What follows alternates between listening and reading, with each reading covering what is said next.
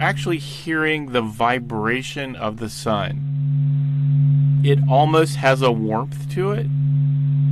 It's just enough where I can almost feel the sound on my skin or on my clothes.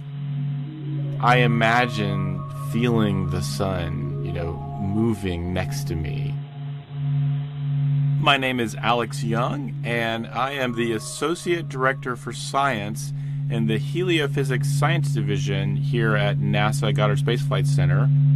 When anything material moves, waves travel through it, and the same thing happens inside the sun. And these waves are traveling, bouncing around inside the sun. And if your eyes were sensitive enough, you actually could see this jiggle. But what scientists have done is they've taken that jiggle and turned it into sound, into a sound that we can hear with our own ears.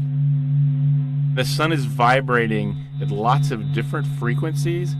And one of the things that's pretty cool about that is we can use those vibrations in the sun to look inside the sun. We don't have straightforward ways to look inside the sun. I mean, we don't have a microscope to zoom inside the sun.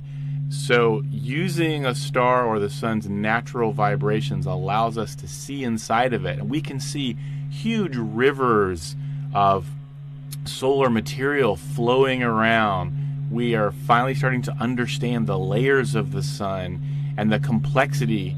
It's really cool because all of this complex motions inside the sun are in fact what generates magnetic fields inside the sun. And those magnetic fields float up to the surface and give us sunspots. And those sunspots give us solar flares and coronal mass ejections, this whole thing we call space weather. So all of these things are connected.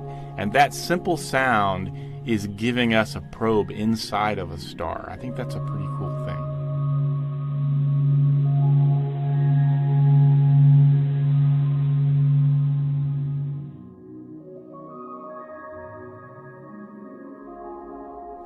The dynamic imagery and sounds of the sun are on display at the NASA Goddard Visitor Center in Greenbelt, Maryland.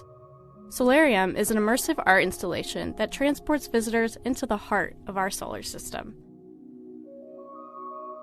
This story was produced right here at Goddard by Katie Atkinson and Michaela Sosby. The sounds you heard in this piece were sonified by the Stanford Experimental Physics Lab. The data comes from the Solar and Heliospheric Observatory, a collaboration between the European Space Agency and NASA.